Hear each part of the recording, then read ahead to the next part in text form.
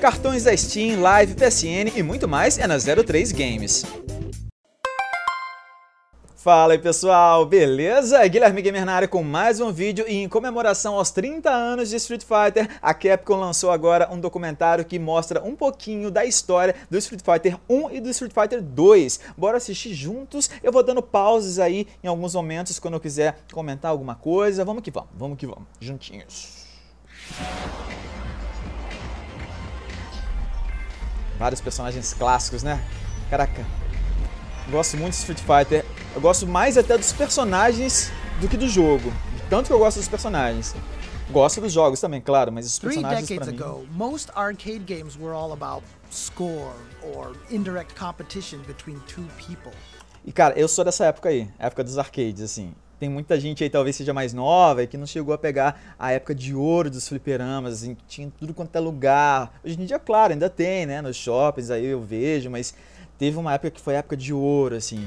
Today, head-to-head fighting games are a popular genre and also happen to fill sports stadiums with fans ready to watch high-caliber play. While Capcom's original Street Fighter obviously didn't feature all the bells and whistles of modern fighting games, it undoubtedly laid the foundation of what was to come. Esse foi o primeiro Street Fighter. Quase que um protótipo, né, no caso. As you might imagine, the original 1987 Street Fighter was a game of firsts.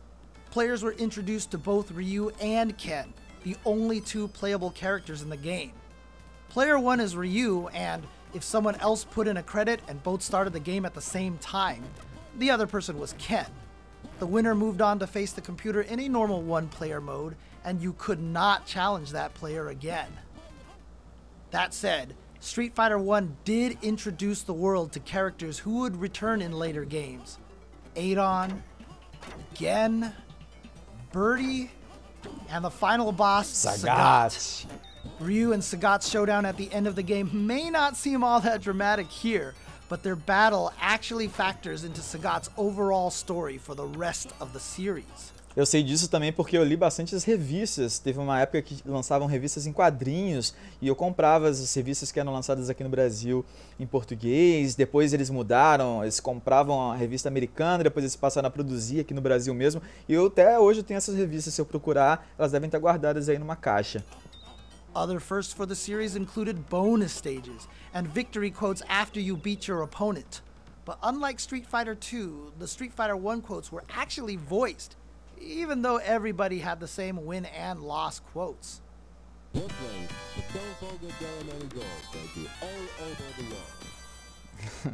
Ryu's 3 iconic moves have been here since the beginning: the Hadouken, Tatsumaki Senpukyaku, and Shoryuken. Vai dizer que muita gente aí não sabia esse nome direito, hein?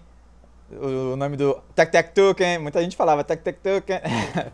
They were fairly difficult to pull off, but if you timed it just right, the Shoryuken and Tatsu could take out other characters in one motion. These moves were unique due not only to their power, but also the way the players had to perform certain motions to execute the moves. They were secret techniques meant to be discovered. There were 2 Street Fighter variants in the arcades back in the day. One with pressure-sensitive punch and kick buttons players had to physically strike that could result in 3 varying strengths. And a later version that opted to separate each strength of attack into their own button, leading to the usual 6-button layout the series uses today. Eu só me lembro desse de 6. Street Fighter 1 may not be the most dense or complex fighting game, but there's no denying how important it is to the overall legacy of the series. From characters to moves, and yes, even some initial world-building lore, this laid the groundwork for all Street Fighter titles.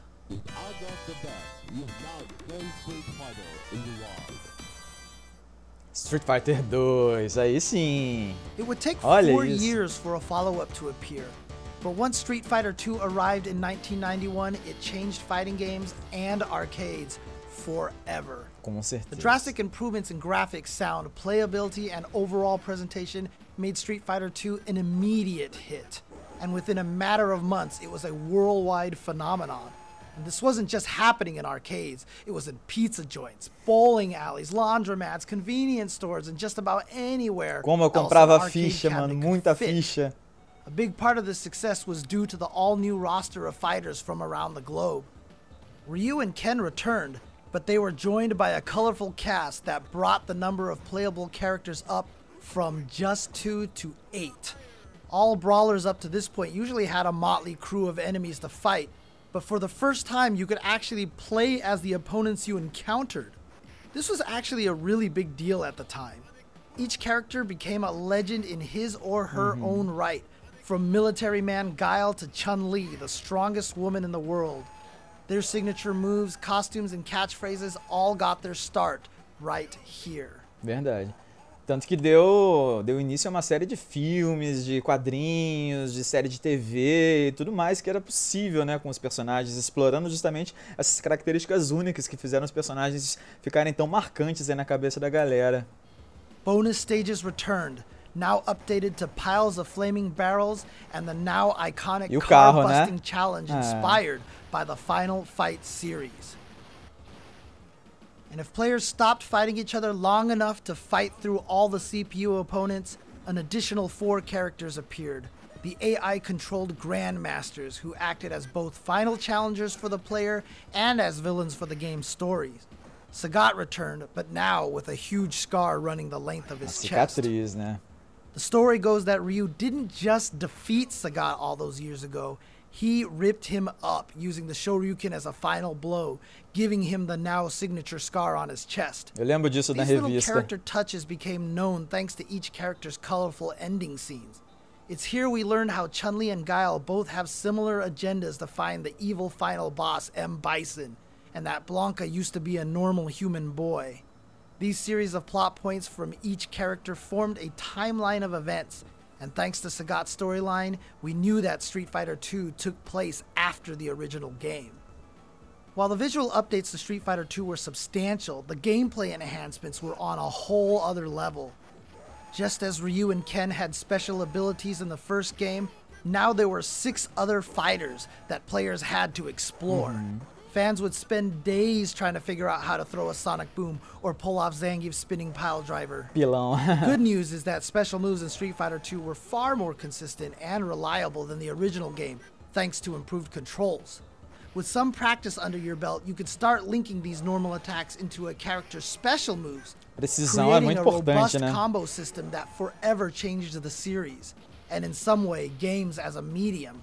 The ability to string attacks together like this enabled players to create their own playstyles and express their personalities through in-game combat.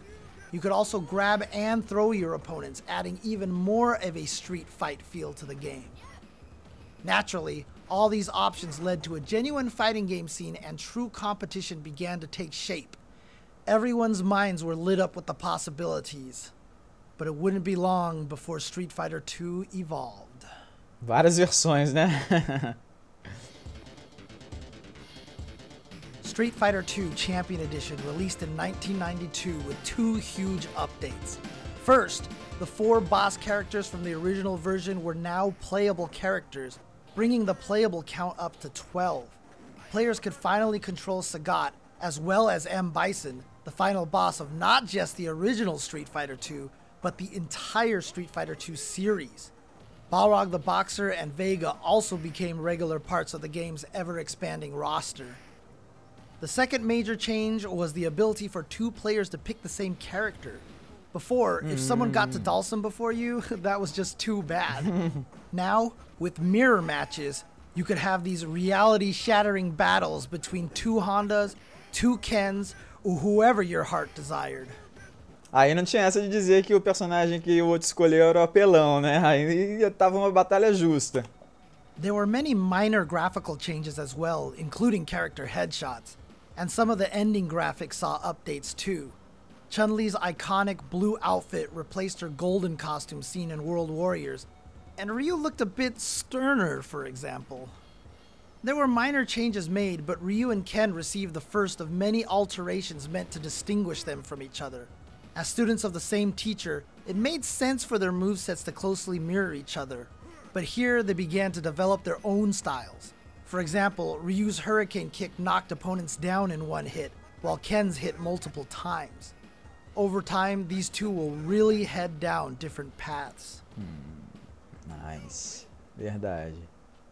As players dug into this revised roster, they discovered that the end boss M. Bison was perhaps too strong, with devastating moves that could overpower other characters.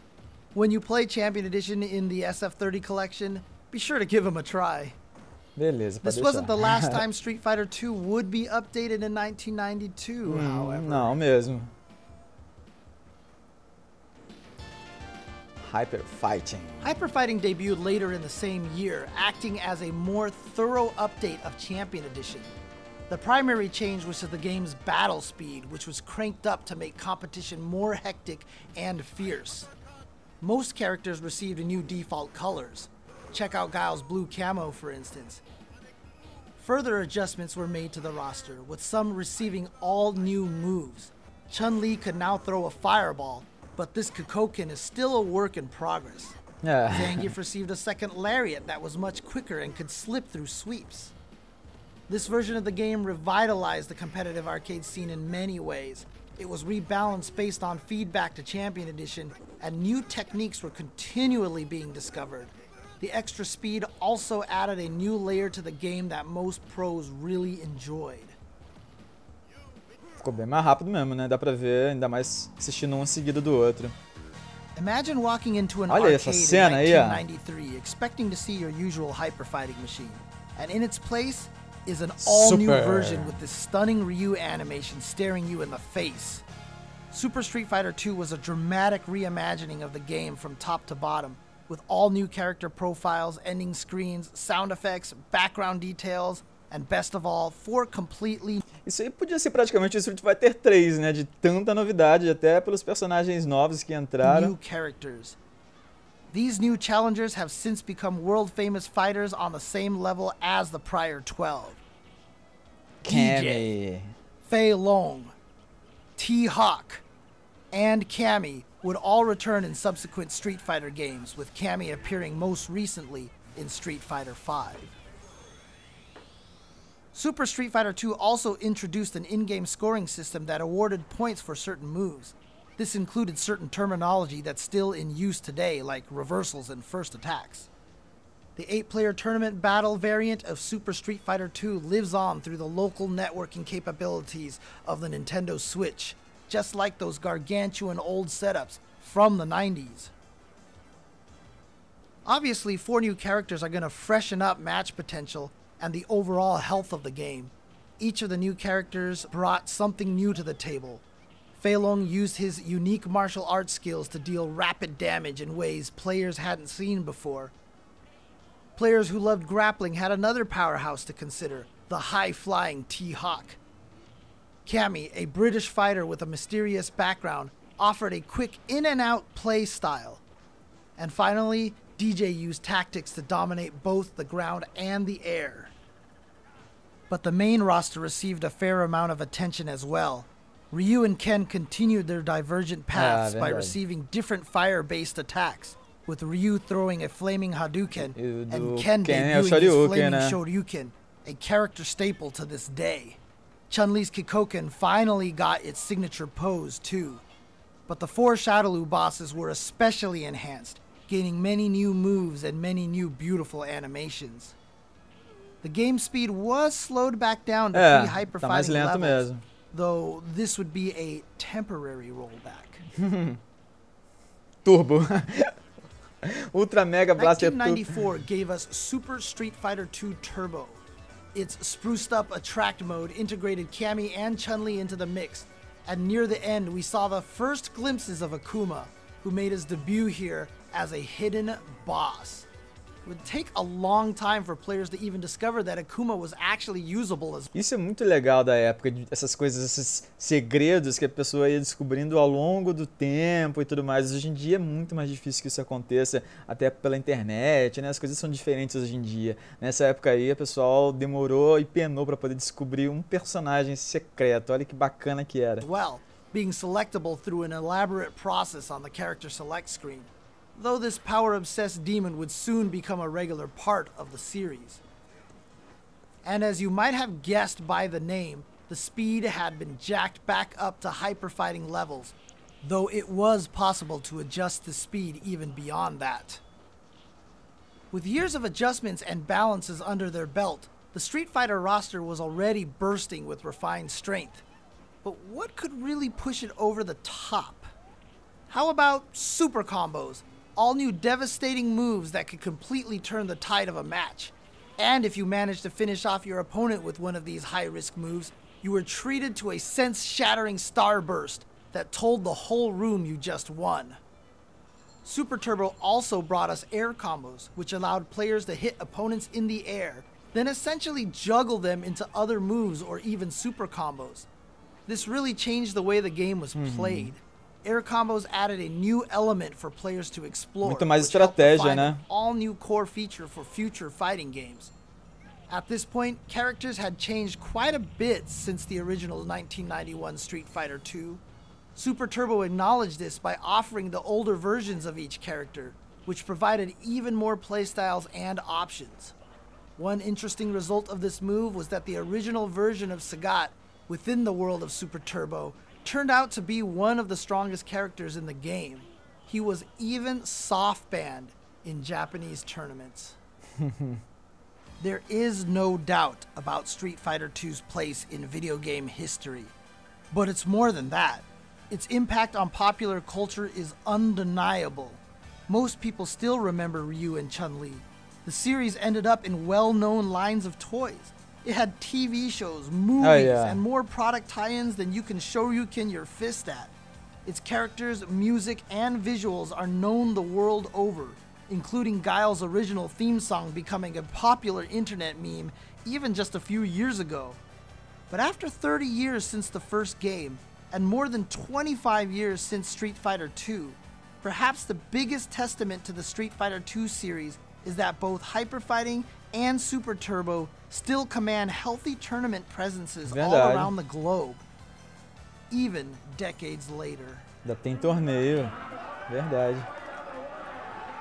Aí, esse então foi um documentário mostrando um pouco da história, ou bastante até da história de Street Fighter 1 e Street Fighter 2. Espero que você tenha curtido e que você deixe seu comentário aí falando das suas experiências com esses jogos, se você jogou na época ou se você agora ficou conhecendo no momento atual. Enfim, deixe seu comentário porque ele é sempre bem-vindo. E antes de terminar o vídeo, eu quero dar uma dica da loja 03 Games. Lá eles têm cartões da Live, PSN, Google Play, App Store, Steam e muito mais. Tem até Uber e Netflix pra você ter uma ideia. Recentemente eles reformularam o site, inclusive tá bem mais fácil para navegar e você já encontra logo de cara os preços mais baratos possíveis. O link da loja, claro, tá aqui embaixo na descrição do vídeo. E agora, claro, eu convido para que você continue aqui no canal. Como? É só clicar em algum dos cards que devem estar aparecendo na tela com outros vídeos. Aproveita também e se inscreve, lembrando sempre de marcar o sininho para receber as notificações e não perder os próximos vídeos. E claro, aquele seu like maroto é sempre bem-vindo e eu agradeço bastante, beleza? Até mais, valeu e